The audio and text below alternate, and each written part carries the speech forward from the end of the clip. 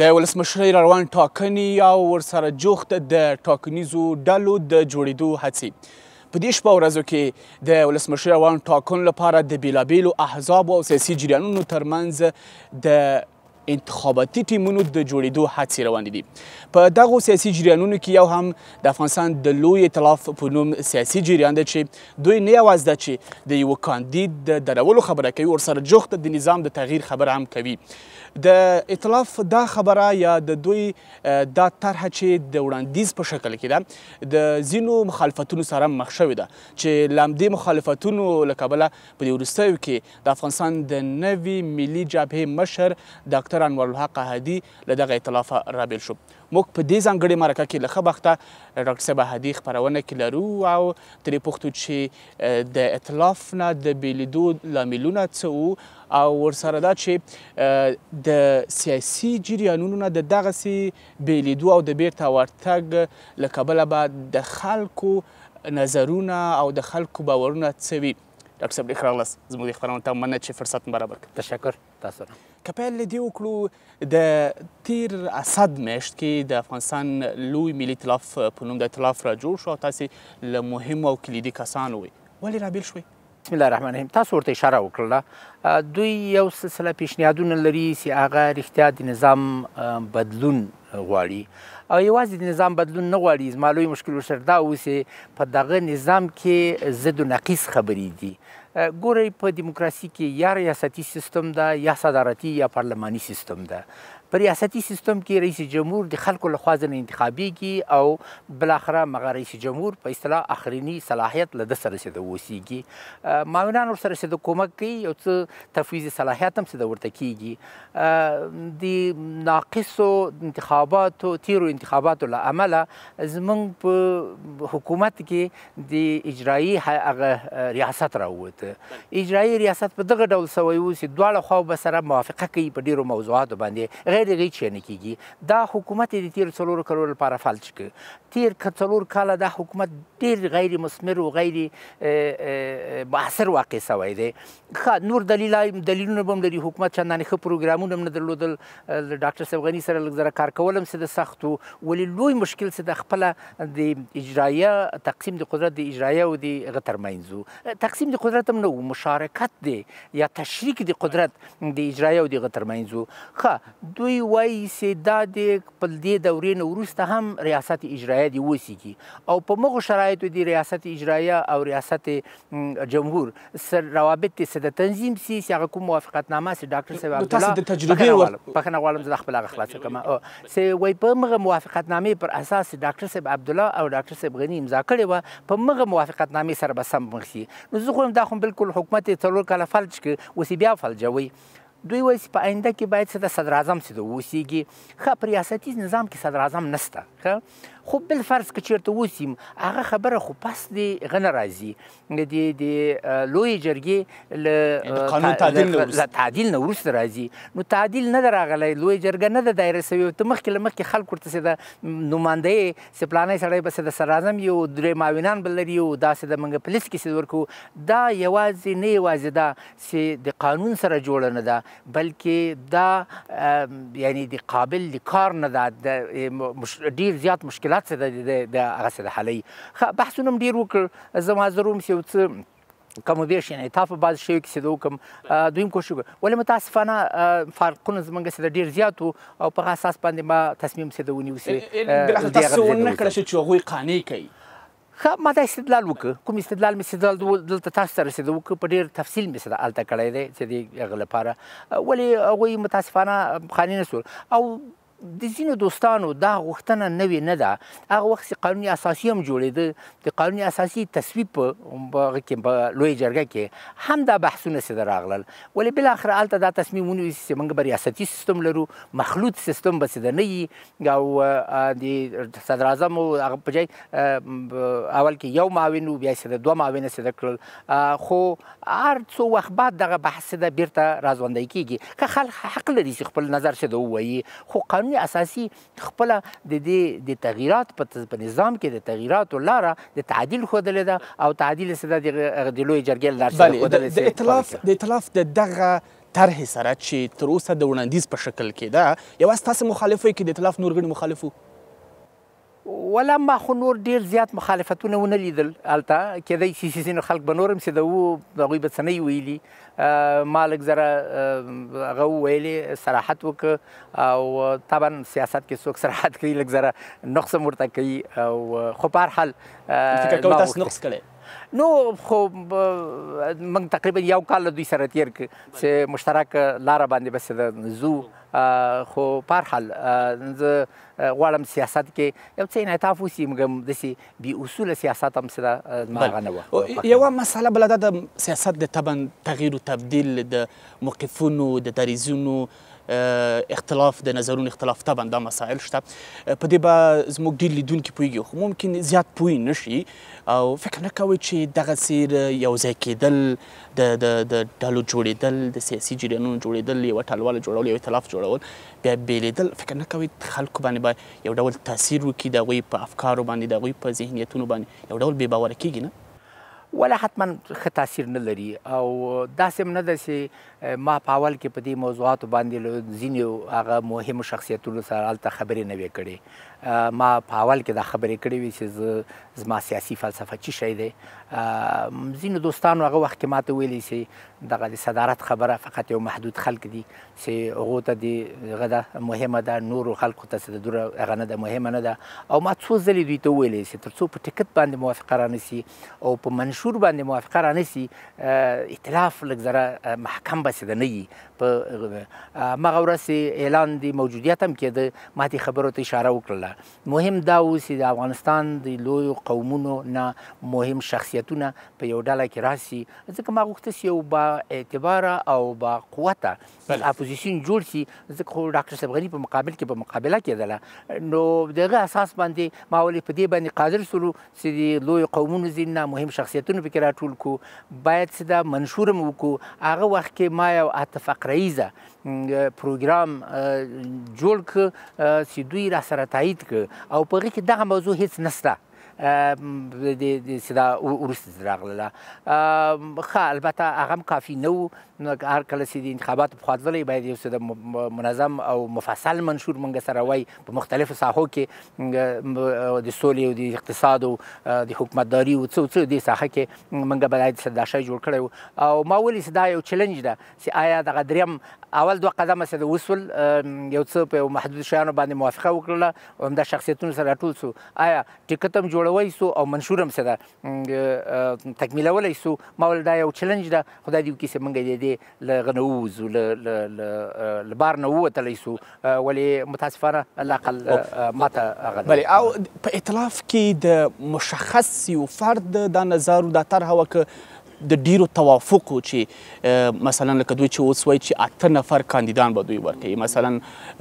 د ریاست جمهوري لپاره به نفر کاندیدای 3 معاونین همداشان د صدر اعظم اجرایي نوم دوی ورته ورکړی چې د هغې دپاره به دوی 3 معاونین یا مرستیالان لري یعنی دا نظر په ائتلاف کې د مشخص یو فرد نظر دی که د ډیرو نظر زه نه غواړم ډېر جزیات وکړم د یو فرد نظر نه و بلته د یو څو نفرو هغه و او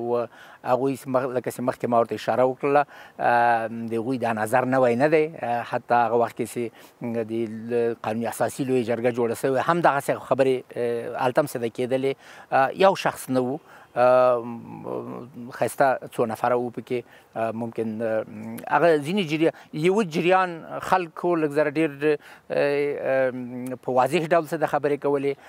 نورو جریانو خلکو دومره واضح خبرې نه دي کړي ولې حتما د هغوی به هم ورسره موافقه وي چې څه عکس العمل نه دا خو تېر شو اوس ستاسو پلانونه څه دي په کومو کارونو کار کوئ مثلا په مستقله توګه غواړئ د ولسمشرۍ اړوند انتخاباتو کې ګډون وکړئ که ځینو نورو احزابو سیاسي جریانونو سره په ګډه یو ټیم جوړوئ څنګه ښه موږ هم ځینو نورو خلکو سره په تماس کې سوي یو چې که یو بل محور څه د جوړ کړو چې د پالیسي لحاظه موږ ټول همنوا اوسیږو یو څه پرمختګ مو کړی دی، نهایي نه دی. هیله دی چې په راتلونکي څو ورځو کې یو بل محور په دې ارتباط باندې جوړ شي او موږ په ټکټ باندې هم څه سره موافقه وکړو او په دې انتخاباتو کې څه د اشتراک څه د هغه وکړو. ولې نهایي نه ده او متاسفانه چې افغانستان کې سیاست لږ ذره هغه دی، یعنې ډېر زر زر بدلیږي. نو داسې په قطعي ډول ویلی نه شم، خو انشاءالله امکان لري چې په یوه هفته کې تر لسو ورځو پورې موږ دا هغه کړو، نهایي کړو. خدای دې وکړي کامیاب. تاسې ولسمشر سره په دې وروستیو ورځو کې لیدلي، په انتخاباتو غږېدلي یاست؟ زه له ولسمشر سره ما په دې وختو کې نه دي لیدلي. زه نه پوهېږم بل چا هم راته ویلي، خو که ووایم چې 15-16 میاشتې خو به لا زیات کېږي چې ما له ولسمشر سره یو په یو نه دي لیدلي. هسې که په یو له استازو سره تاسو مخامخ شوي نه یاست په دې ورځو؟ ښه، استازي کله راځي او پخوا هم راتلل. په انتخاباتو مشخصا غږېدلي یاست د ولسمشرۍ؟ ولا ښه داسې ډېر په حاشیه ډول باندې، اما دغه موضوع باندې او داسې ورسره نه یم غږېدلی په دې هغه کې. بل زه مخکې راغلي وو، زه علاقمند هم نه وم، زه په دغه جریان کې وم او موږ غوښته چې یو مستقل ځینې باورونه دا تاسې په د ملي یووالي حکومت باندې ډېر سخت انتقادونه کول د دوی په کارونو باندې. نو له خلکو سره پوښتنه هم دا راولاړه شوې چې څنګه یې اوس په دې ورځو کې ولسمشر سره لیدلي چې د راروانو انتخاباتو کې ورسره د یو ګډ ټیم په جوړولو کې خبرې کوي، که څه مسله؟ موږ هېڅ نه دي کتلي ورسره، هېڅ بحث موږ ترمنځ نه دی سوی په دې ارتباط باندې. داسې کوم څه نشته که له استازو سره تاسې لیدلي وي چې داسې شی نشته، داسې شی نشته. موږ زه کوشش کوم چې که د یو بل محور نه موږ وکولی شو چې په انتخاباتو کې څه د هغه وکړو، اشتراک وکړو. په خواله رسنیو کې ستاسې ځینې عکسونه د ښاغلي حکمتیار سره خپاره شوي دي، له هغوی سره مو په انتخاباتو غږېدلي که بله مسایلو کې څه؟ او یو 2-3 ورځې مخکې حکمتیار صاحب دوی سره موږ مجلس درلوده او د انتخاباتو په ارتباط باندې ورسره غږېدلي. البته پخوا هم په دې ارتباط باندې خبرې کړې وې، ولې دا ورځ په دې ورځو کې هر سړی د انتخاباتو په باره کې څه د غږېږي او هر ځای کې همدغه خبره ده. یعنې په دې خو سره سلا شوي نه یاست چې مثلا د حزب اسلامي سره تاسې کوم ګډ انتخاباتي ټکټ جوړ کړئ که څنګه؟ تر اوسه پورې موږ کوم مخته نه یو رسېدلي، نتیجې ته کوم نظر هم شته؟ حزب اسلامي یو مهم ګوند ده، یو تاثیرګذاره ګوند ده او یعنې زه به ډېر خوشحاله شم چې د هغوی سره په دې ارتباط باندې بحث وکړو، یو نتیجې ته ورسره څه ورسېږو. اما بحث مو کړی دی، مګر موږ تر اوسه پورې نهایي نتیجه مو نه ده اخیستې. په نورو احزابو یا په روان حالت کې په سیاسي جریانونو باندې په ټولو کې په څومره باندې ستاسې په باور کېدلی شي یا ستاسې برداشت څه ده چې داسې یو ټیم جوړ شي چې رښتیا هم هغسې یو انتخاباتي ټکټ واوسي چې د افغانستان د ټولو قومونو نه پکې کسان واوسېږي او تر ډېره هغه د سر ټکټونو کې واوسي؟ تاسې یو څه تاسې حس کوئ؟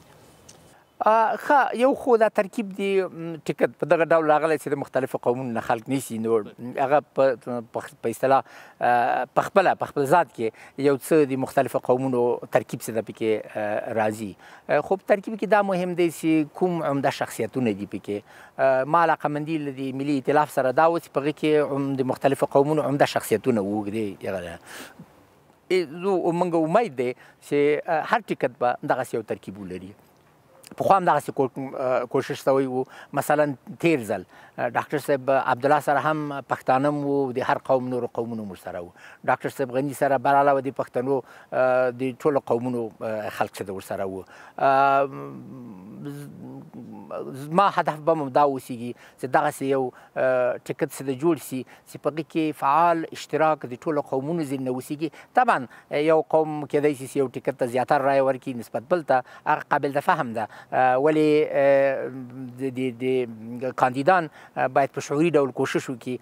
چې مشارکت د ټولو قومونو په خپل ټکټ او خپل کمپاین کې څه ده وساتي. او زه فکر کوم انشاءالله تر یوه اندازې پورې دا کار کېږي. د ټاکنو خپلواک کمیسیون مدیریت تاسې څنګه ارزوي کوئ په دغه د ولسي جرګې ټاکنو باندې کې یو لنډه تبصره وکړئ او ورسره جوخت د ولسمشرۍ ټاکنو لپاره دوی دا نن و سبا کوي چې هغه مهالویش به ورته جوړوي، چې مثلا کاندیدان څه وخت ثبت نام وکړي، څه وخت کمپاینونه شروع شي، دغه راز څه وخت ابتدایي لیست جوړ شي، څه وخت وروستی لیست جوړ شي. ستاسې ارزونه څه د کمیسیون په کار؟ نن 3 بجې، نن ماسپښین 3 بجې قرار و چې دوی دا اعلان وکړي او ما واورېد چې اعلان یې کړی دی. ما ته چې کوم خبر راغی خو ویلي چې انتخابات په همغه 11 د حمل باندې به وي، داسې څه وخت ثبت نام شروع کېږي هغه مې نه ده اورېدلی، خو مخکې ویلي چې 40 د قوس ده چې په دې کې تغییر راوستی که نه. د دوی مدیریت خو ظاهرا ښه نه دی. دا اوس ګوره بایومټریک 2 میاشتې مخکې دوی ویل چې وخت کم ده، خو کله چې 3 هفتې پاتې سولې بیا یې بېرته سره قبول کړه. که 2 میاشتې مخکې قبول کړی وای ممکن دومره مشکلات یې سره نه وای هغه کړي. ښه هلته بایومټریک شرط څه چې دوی به بایومټریک هغه کوي، پر اساس باندې به څه د رایې مني. بیا یې وروسته چې د فیصله کولی چې بایومټریک به وي او دا بل به وي، نو دا بل چې یو تذکرو پر اساس باندې نو خیر اهمیت د بایومټریک څه څه هغه څه شکایتونه فوق العاده زیات دي او زه ډارېږم چې د خلکو یعنی نه قبلېده د نتایجو بس دا زیات وسیږي. متاسفانه خبرې دي فساد هم ډېرې زیاتې دي. یعنی دغه انتخابات عمومي نظر په دې ده چې دغه اوسنۍ انتخابات د تیرو انتخابات د 2014 انتخابات نه خراب دی، 2014 د 2010 انتخابات نه خراب و او 2010 د 2009 او همدغسې انتخابات چې هغه دي خراب دي. دوی په کافي اندازه وخت لري چې آمادګي ونیسي د ریاست جمهوري انتخابات لپاره. ما بیګام یو ټویټ چې د ولیکه چې کمیسیون به بیا 2-3 میاشتې بعد راځي او وایي چې موږ بایومټریکس ته څه هغه نه لرو. دغه بایومټریکس دوی دا ځل وکړه دا هیڅ د منلو وړ نه دی. باید دغسې بایومټریک وسیږي چې جامع وسیږي. ووټر لیست باید چې د بایومټریک پر اساس باندې وسیږي. شناخت د ورځ د انتخاباتو کې باید د بایومټریک پر اساس وسیږي. رایه باید چې د برقي وسیږي او شمارش د آراو باید کمیسیون ته پاتې نه سي. دا باید چې په برقي ډول باندې په همغه 1 ساعت پس له انتخابات نه د ټاکنو خپلواک دوی متاسفانه تر اوسه پورې دغه ته آماده نه دي او بیا وخت چې هغه کوي ضایع کوي. زیات وخت په مدیریت کې یو لویه نقیصه ده. متاسفانه چې کمیسیون ډېر زیات وخت د ټاکنو خپلواک کمیسیون په دغه څیر نقد یا دغه څیر انتقادونو په وړاندې باندې د هغوی دلیل تل دا وي چې سیاسي جریانونه، احزاب، څارونکي بنسټونه دوی دې راشي دغه د پروسې نه د نظارت وکړي. یعنې فکر نه کوئ چې یوه حل لار د دغو ستونزو کیدلی شي چې مثلا ستاسې سیاسي جریان دی، نور جریانونه دي، دوی د پروسې نه نظارت وکړي او د ټاکنو کمیسیون ته خپل وړاندیزونه او هغه حل لارې ووایي چې پروسه شفافه مخته لاړ شي. ګوره په کابل کې 840 نفرو ځان کاندید کړی و. هر یو حق درلوده چې هلته نظر ولري. یو 15 حزبونه خو هم دي، دا هم ورسره یو ځای که دا نور مؤسسات نو له 1000 نفرو نه خو هغه زیات شول. دا ناظران څنګه امکان لري چې هغه ورځ دوی هغه کوي څوک رای ورکړي چې 1000 نفر هلته نظارت څه وکولی شي. دغه سیستم غلط ده. موږ د احزابو له خوا ځنه د یو څو غټو احزابو په نمایندګي د نورو دایمي نظارت هلته غوښتی و په هغه کې. ولې هغه نظارت په هیڅ صورت سره د دې ځای نه نیسي چې د دوی په خپل کار څه ونه کړي. دا دوی هسې د خلکو په سترګو کې څه د خاورې شیندل دي. زه وایم چې بایومټریکس یې کوي، اتومات یې کوي چې د کمیسیون هغه پکې کم ستاسو هدف د آنلاین دې څه د وسي او چې د دوی هغه پکې مداخله څه د پکې هغه سي کمه سي. تر څو پورې چې دوی مداخله یي زه درته اطمینان درکوم چې فساد به له هغه نه لرې نه سي د انتخاباتو نه. یعنې ښه نه دی چې موږ دغه اتهامات هغه کوو. همدا اوس په ډېرو غټو پیسو باندې څه ده معاملې څه ده کېږي او د خلکو رایې کمیږي او زیاتېږي. ډېر یو خرابه، ډېر یو فاسده پروسه ده او متاسفانه او تر څو پورې چې زموږ انتخابات پاک نه سي دا مملکت استقرار خواته نه ځي. دیموکراسي بې معنا یو شی دی او امکان لري چې بحث دې هغه سي ناقراري پکې تقریبا کافي به وي چې په انتخاباتو وغږېدلو لږ به د سولې په مواردو هم وغږېږو. مشخصا د مسکو غونډه چې پرون وشوه او هغه وروستۍ نتیجه یې تر ډېره رسنیو ته لا نه ده راغلې. لومړي ځل لپاره طالبانو پکې د طالبانو استازو پکې ګډون وکړ. د افغانستان د حکومت ته څوک ور نه راغلل خو امریکا یو استازی ورغلی او د څارونکي په توګه د سولې د عالي شورا یو پلاوی ورغلی د سیمې د شاوخوا 11 هېوادونو استازو پکې ګډون کړی. تاسو دا غونډه څنګه ارزیابي کوئ؟ ښه دا د روسیې لپاره بیا یو نیمه کامیابي وه. چې لااقل طالبان یې راوستلو ولته د سولې د شورا خلکو سره کېنوي قرار اوس دا لوی وسیل دی نه قرار اوس د افغانستان د حکومت خلک هم چې دلته اوسېږي قرار اوس نور سیاسیون خارج د حکومت نه هغوی هم چې دلته اوسي خو د افغانستان حکومت لاړ نه او هغوی په روسانو باندې فشار راوړي چې دا نور خلک هم چې ورنسي انتخاباتو د مخ نه یوه پوښتنه ممکن لیدونکو سره پیدا وي چې تاسو خپله ځان کاندیدوئ که یو انتخاباتي ټیم به جوړوئ نه زه خپله غواړم ځان کاندید کړم ولې غواړم چې د یو ټیم له هغه وړاندې سمه چې حمایت د یو ټیم را سره واوسېږي نو خدای دې وکړي چې هغه ټیم ستاسو دا تصمیم وروستی ده چې د ولسمشرۍ روانو ټاکنو ته ځان کاندیدوئ نو چې ټیم باندې خبره کوم نو خو ټیم به هم پکې وکه کوي ډېره زیاته مننه د افغانستان د نوي ملي جبهې مشر ډاکټر انوارالحق احدي ډېره مننه چې د کابل په دې سړه هوا کې مو په دې ازاده فضا کې موږ سره مرکه وکړه ډېره مننه تشکر سلامت اوسئ تشکر